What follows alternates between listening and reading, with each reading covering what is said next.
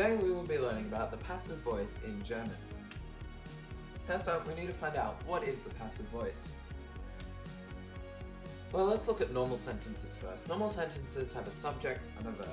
So here's a normal sentence. The cat found the mouse. You've got the cat, which is the subject. You've got found, which is the verb.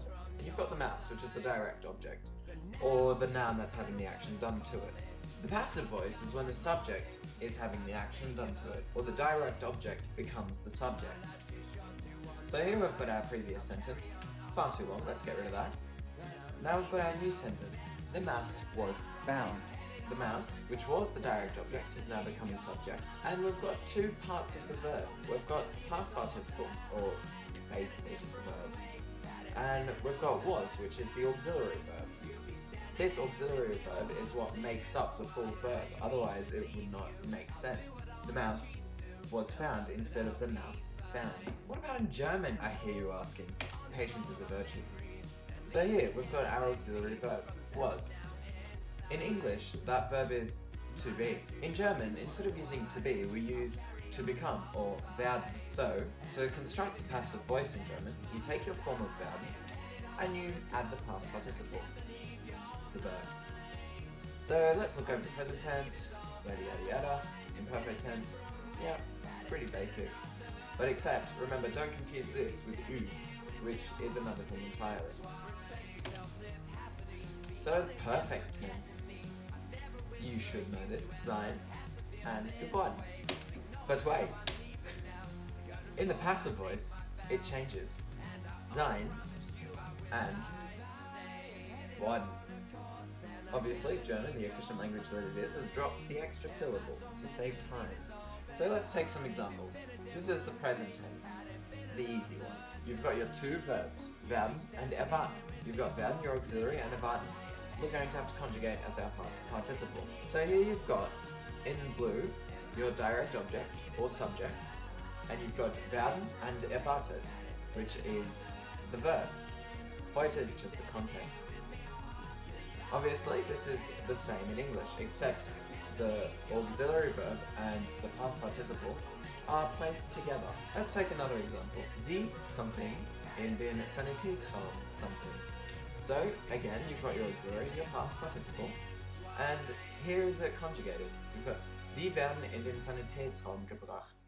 Werden being the correct conjugation of werden, and gebracht being the correct conjugation of bringen. They are brought to the first aid room. So, as you can see, in blue you've got your subject, in green the verb, and in orange, context.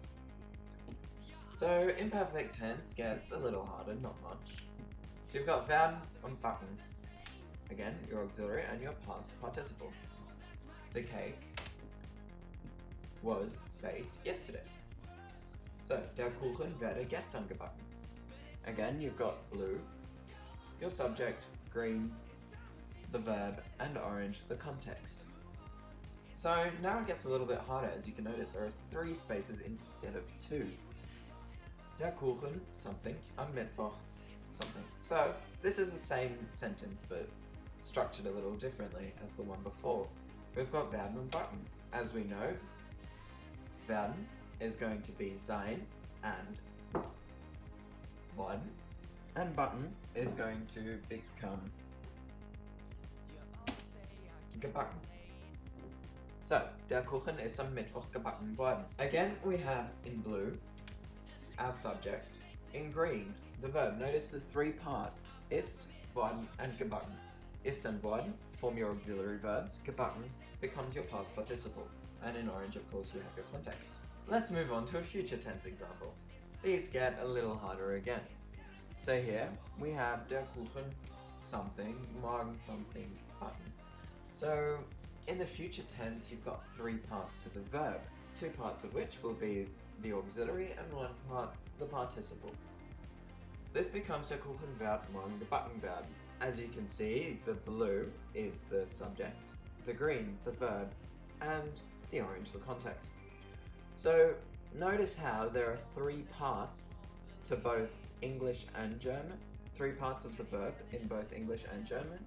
Here you've got to become, and to be as your two auxiliary verbs, but in German you only have to become. So let's look at some fancy future examples. So this is grammatical fun according to some enthusiastic German teachers. In blue you've got your subject, in orange you've got your context, and in green you've got your verb. So the pink becomes your modal verb, muss, or to must, essentially. So this means the cake must be baked today, which is obviously really interesting to some people, but not to me. So I'll give you this picture of a cat being surprised by a turkey to reward you for your grammatical effort.